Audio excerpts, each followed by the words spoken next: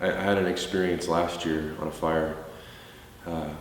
We had gotten called to southern Nevada for a 10-acre lightning start that was just kind of a headache and wouldn't really go out. There wasn't sufficient resources. There was an engine module, a local engine module that was on the fire. They were having a little bit of trouble because of some of the inconsistency in the weather, putting it completely out. So we got called to go in and essentially put it to bed, to put it out completely. And while we were there, there was a couple more lightning starts that were discovered. And the local division chief who was there on a detail, we had known previously because he was a superintendent himself. And, so I met up with him. We, exchanged. We had some conversation about local season stuff and that sort of deal, and just kind of made small talk for a minute. And he had expressed some concerns about one particular lightning fire that was in a place that he hadn't liked.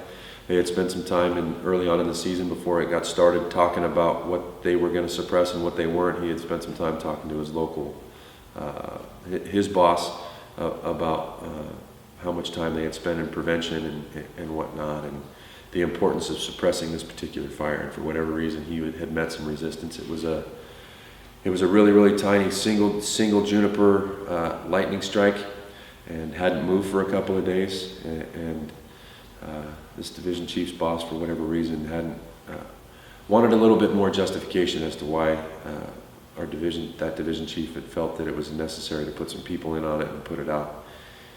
And it sat there at maybe 1/8 of an acre total for a couple of days, and we had done some intelligence work on it. I had taken an employee of mine to scout it, had planned some routes in, and had identified some safety zones and whatnot to use if we needed them.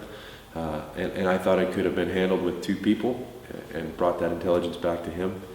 And he presented it to his boss, and his boss was still a little bit reluctant. He didn't see the value in it quite yet, and didn't see the risk, so to speak, versus the gain. So we were asked to take a flight, myself from suppression, along with a local battalion chief, and then somebody from the resources side of it to offer that perspective.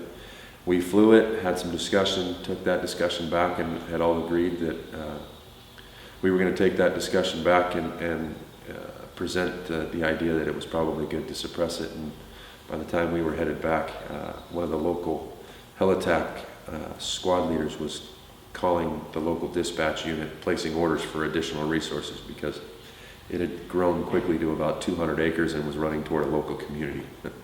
And I had heard all the traffic on the radio, proceeded back, and then obviously had driven right back around to where I had originally scouted to initiate some suppression action and do some structure protection in the local community as we were getting more resources. So definitely a lesson learned for me on how important it is to trust subject matter experts and whatnot. And, so that was an experience.